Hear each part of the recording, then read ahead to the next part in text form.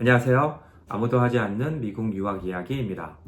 오늘은 지난번에 이어서 계속 나에게 맞는 학교 찾기에 대한 이야기를 해볼까 하는데요.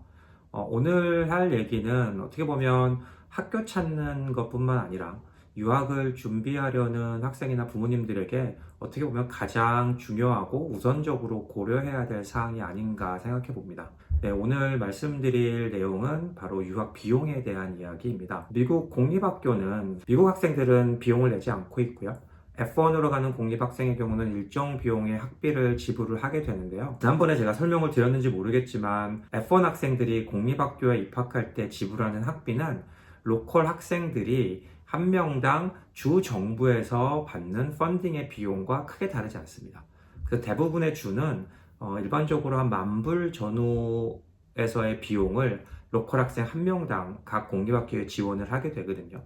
근데 저희 F1 학생들 같은 경우는 그런 지원을 받을 수가 없기 때문에 최소한 그 정도의 비용을 학교에 지불을 하게 되는 거죠. 그래서 보통 F1 학교의 비용은 10,000불에서 조금 전후로 생각하시면 될 것 같아요. 조금 더 내는 경우는 아마 여러 가지 행정 비용들이 들어가기 때문인 것 같고요. 사립학교 역시 학비의 기초는 바로 주정부에서 공립학교에 지원하는 비용과 크게 다르지 않습니다. 실질적으로 많은 주에 있는 많은 사립고등학교들의 로컬 학생 학비를 보면 10,000불 전후에서 학비가 생성되는 경우들을 보실 수 있게 되는데요. 그 이유가 바로 학생 한 명당 주정부에서 제공하는 비용에 그 기초를 두고 있기 때문이라고 생각합니다. 물론 흔히 얘기하는 명문고등학교 같은 경우는 그 학비가 상당한 수준으로 올라가는 경우들도 있는데요. 그런 특수한 몇몇 학교들을 제외하고 일반적인 사립고등학교의 학비는 사실 아주 크게 차이가 나진 않습니다. 물론 차이가 나는 가장 대표적인 이유는 이제 이 학교의 규모와 혹은 이제 지역에 따라서 조금 달라지겠는데요.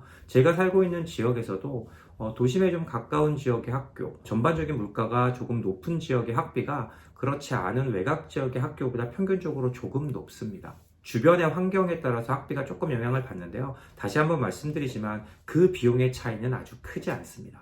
그런데 일반 로컬 학생들의 학비는 그렇게 크지 않은데 저희 국제학생이 지불하는 비용은 사실 로컬 학생과 매우 많이 다르거든요. 근데 이 부분에서 저희 학생들과 부모님들이 잘 이해를 못 하시는 부분들이 있어서 그 부분을 우선적으로 간단히 설명을 드리겠습니다. 먼저 사립학교에서 국제학생을 받기 위해서는 세디스라는 기관에 등록을 해야 되는데요. 그러기 위해서는 세디스라는 기관에 매년 일정 비용 이상의 비용을 지불하게 됩니다. 그 비용은 로컬 학생들과는 전혀 상관이 없기 때문에 국제학생들의 비용에서 감당이 돼야 되거든요. 그래서 보통은 I-20 발급 비용 해서 일정 부분 비용을 청구하는 경우가 있는데 그 비용이 바로 그런 행정비에 속한다고 보시면 되고요. 또 하나는 아무래도 로컬 학생들에 비해서 조금 더 절차가 복잡한 부분들이 있습니다. 그래서 그런 부분들 때문에 그러니까 인건비가 조금 더 올라가서 그 비용이 국제학생 학비에 반영되는 경우 이것도 포함이 되겠죠. 가장 중요한 부분인데요. 국제학생을 관리하는 담당자가 상주하는지 상주하지 않는지 그리고 상주한다면 풀타임으로 상주를 하는지 혹은 상주한다면 몇 명이 상주를 하는지 이런 부분에 따라서 국제학생 비용이 아주 많이 차이가 납니다. 그러니까 예를 들어 오피스에 있는 학교 스텝 중 한 분이 국제학생을 담당하는 역할을 겸직하고 계신다고 하면 사실 그 선생님을 위한 추가적인 비용이 들어가지 않습니다. 그래서 그 추가적인 인건비가 국제학생 비용에 반영되지 않는 경우가 많죠.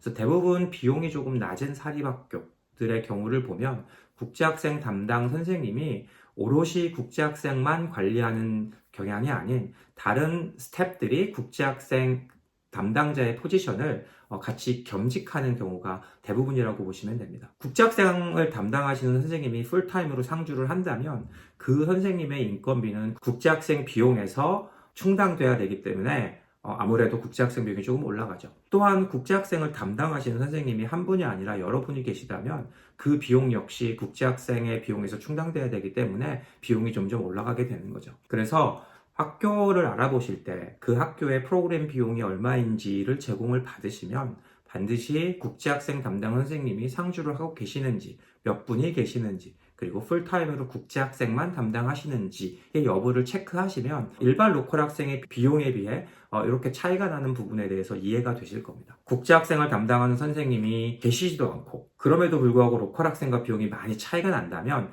그거는 반드시 체크를 한번 해보셔야 되는 부분이죠. 또 한 가지 국제학생 비용이 일반적으로 로컬 학생에 비해서 높은 이유 중에 하나는요. 이곳에 있는 로컬 학생의 부모님들은 다른 여러 경로를 통해 학교에 재정적 혹은 인적으로 지원을 하고 있습니다. 예를 들면 도네이션이라든지 혹은 자원봉사 활동이라든지 이런 것들을 통해서 학교에 이제 기본적으로 조금 이바지하고 있거든요. 국제학생 부모님들께서는 이 부분들을 하실 수 없기 때문에 그런 학교의 추가적인 비용이 조금 더 반영되어 국제학생 비용이 조금 높아졌다고 생각하시면 됩니다. 그래서 제가 생각하기에는 국제학생 담당자가 상주를 하고 있고 풀타임으로 한 분이 일반적으로 한 분이 많이 상주하고 계십니다. 학교의 규모가 예를 들면 중간 이상, 하이스쿨 따졌을 때 300명 혹은 400명 이상 정도 되는 학교의 경우는 기본적으로 로컬 학생의 학비에 비해서 30%에서 50% 정도 비용이 좀 높은 부분은 받아들일 만한 비용이 아닐까 생각이 듭니다. 예를 들어서 로컬 학생 비용이 10,000불인데 제가 말씀드린 조건의 학교라면 국제학생 비용이 13,000불에서 15,000불 정도라면 충분히 받아들일 수 있을 만한 정도의 비용이라고 생각하시면 됩니다. 그런데 비슷한 조건에 로컬 학생이 10,000불인데 국제학생 비용이 20,000불 정도가 된다라고 하면 이 부분은 한 번쯤은 신중히 고려를 한번 해보셔야 됩니다. 다른 무엇이 있는지 그 이상의 비용을 낼 만한 어떤 가치가 있는지에 대해서 반드시 체크를 해보셔야 되고요. 그 부분은 사실은 알기가 매우 어렵습니다. 따라서 그 학교에 다니고 있는 학생이거나 아니면 그 학교를 좀 잘 알고 있는 사람에게 왜 이런 비용이 추가적으로 더 들어가는지 과연 그 가치가 있는지에 대한 조언과 정보를 얻으신 후에 결정하시는 걸 적극적으로 추천드립니다. 그러니까 홈스테이 비용도 사실은 학교별로 조금씩 다릅니다. 그거는 학교 때문이 아니라 어떻게 보면 지역적 차이가 좀 크다고 보시면 되는데요. 물가가 조금 높은 지역들은 당연히 호스트 비용이 조금 높고요.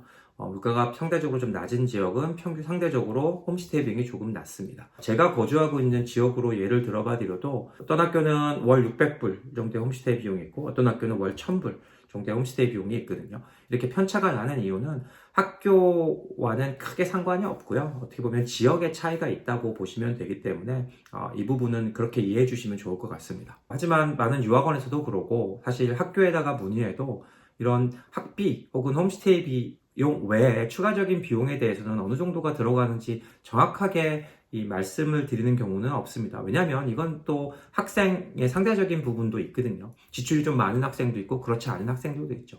제가 관리하는 학생들만 하더라도 어떤 학생은 때만 되면 여행을 가고 싶어하는 학생들도 있고 그리고 용돈도 많이 쓰고 쇼핑도 많이 하는 학생이 있는 반면에 비용을 거의 안 쓰는 학생들도 있습니다. 차를 가지고 있는 학생들도 있어서 매달 기름값이라든지 보험비라든지 이런 차량 유지비로 매달 500~600불씩 추가로 쓰는 학생들도 있는 거죠. 차를 가지고 있는 학생 같은 경우도 사실은 유학 오기 전에 난 차를 사야지라고 생각하고 온 학생들은 거의 없습니다.